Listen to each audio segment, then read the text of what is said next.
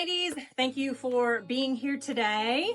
We are going to discuss all things weight loss and being over the age of 40 because it hits different after the age of 40. This is going to be a very real talk. This is going to be the hard things that are required to do in order to lose the weight after 40, but more importantly, sustain the weight loss.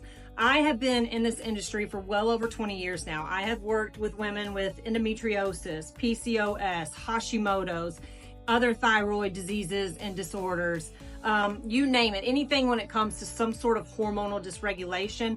I have worked with women and helped them to achieve their weight loss and health goals. You know, when we get to 40, yeah, weight loss can be a goal, but health becomes a big priority for most women over the age of 40 as we start to feel different. We feel our energy go down, digestion shifts a little bit, more anxiety, more irritability, sleeping less, moodiness. All of these kind of things start to just compound, and we want to feel better, and the steps that we need to take in order to make those changes to help us feel better on all of these platforms or all of these different levels of change that are occurring after the age of 40. So we're going to dig deep into it today. As I said, you know, I've been in this business for well over 20 years, have worked with women. I see the work that has to be done. I am myself 46 years old and holding on to my composition. You know, I am deep in the thrust of perimenopause right now, and it is hard. It's much harder than what it was in my 30s.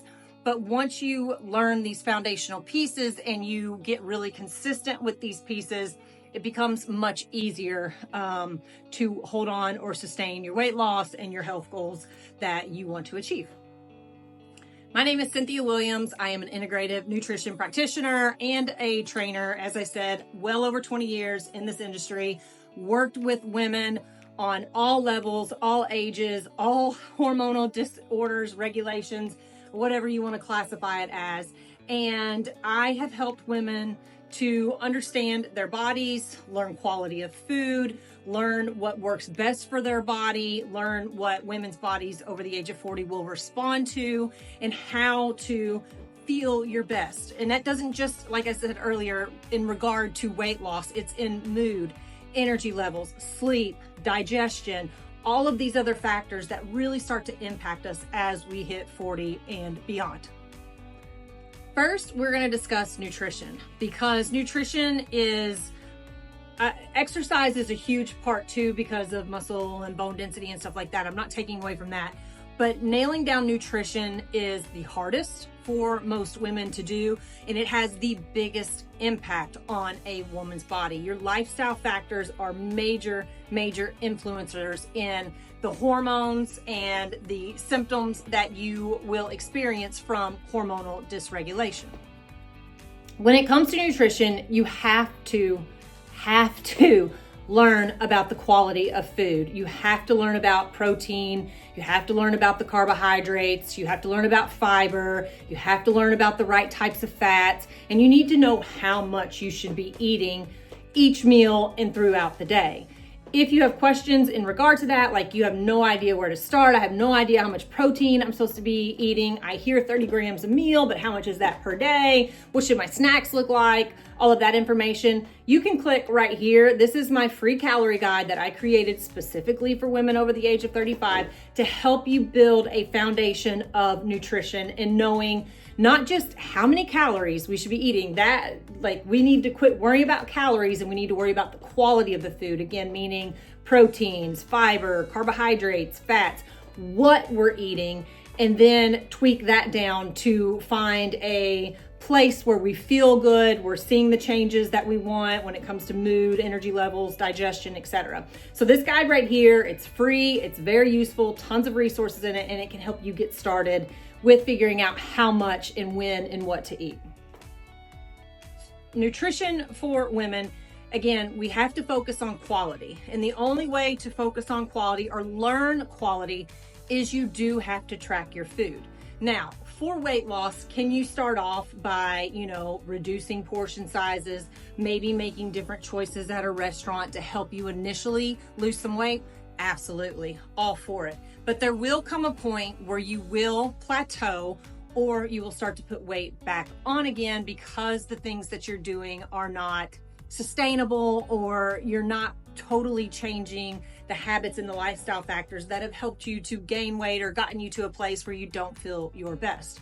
So at some point, if you want weight loss to be sustainable, you're going to have to learn about the quality of food, and that comes from tracking food.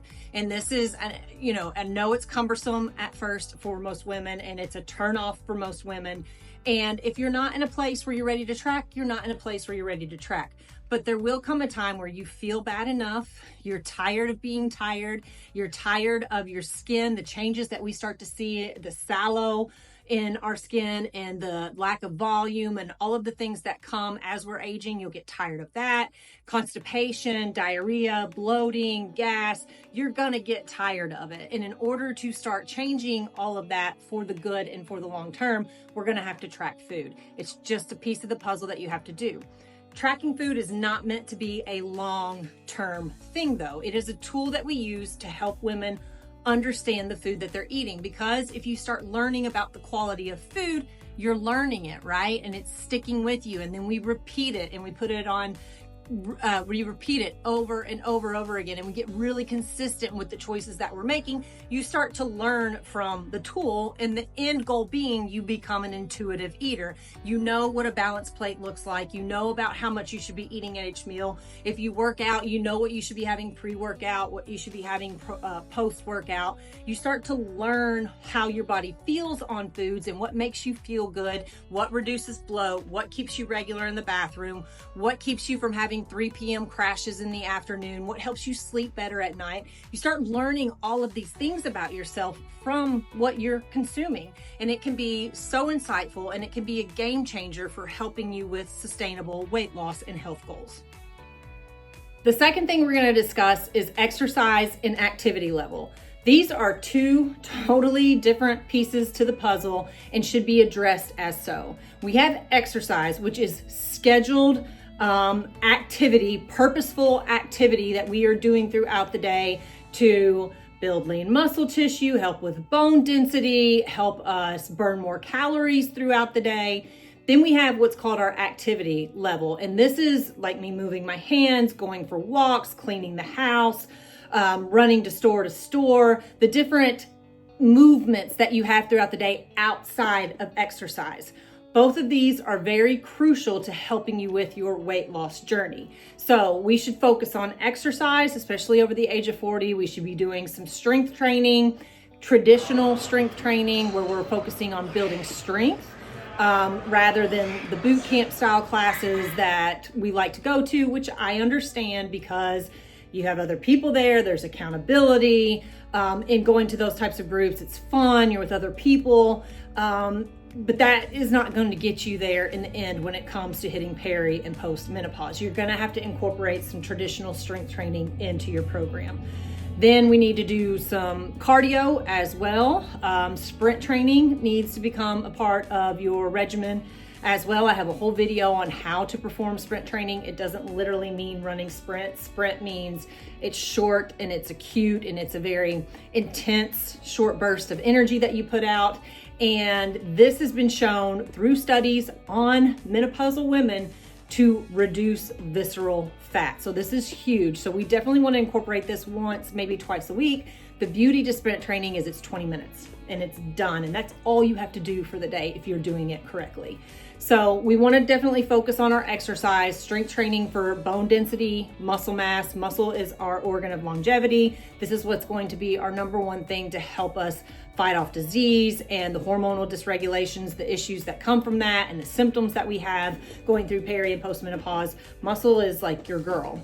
Then we need to also focus on our activity level. Our overall activity throughout the day, we should be getting around 10,000 steps a day minimum.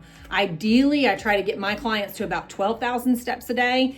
And this will go a very long way again with helping to balance hormonal symptoms. It will go a long way with your weight goals and either losing the weight or maintaining the weight. It will go a very long way for energy levels, stress levels, because anxiety and depression become a major player in peri and postmenopause. It will help with mood, energy, digestion. I think I said all of those. getting our overall activity level up throughout the day has many, many benefactors to it, especially for a peri and postmenopausal woman.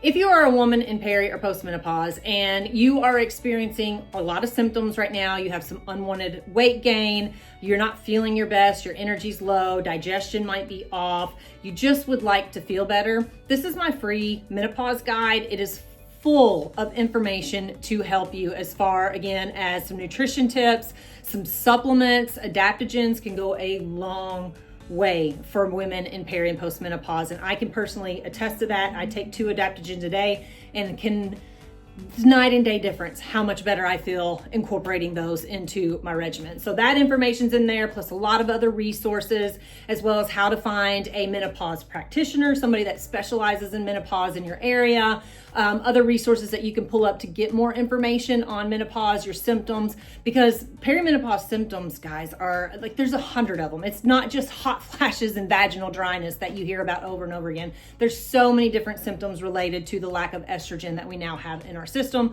So this is a really good resource to help point you in the right direction or give you some clarity maybe on some of the questions that you have, and then how to resources to how to keep carrying on and getting yourself the proper care that you want as you're moving through this transition.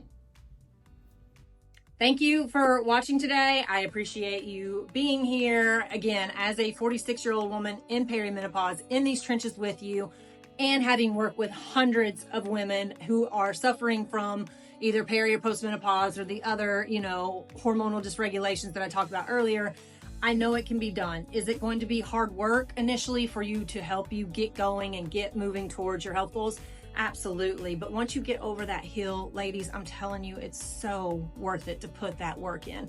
And when I always tell my clients too, like, let's do this once and be done. Let's put this work in once. Let's commit to the time it's going to take to do this once, and then live the rest of your life. Get off the yo-yo dieting. Never worry about weight gain again, or putting on weight, or dieting, or any of that kind of stuff, because you have the tools to be healthy and to stay on top of your goals and feel your best and just all of the things. So thank you for being here, and I'll see you in the next video. Bye.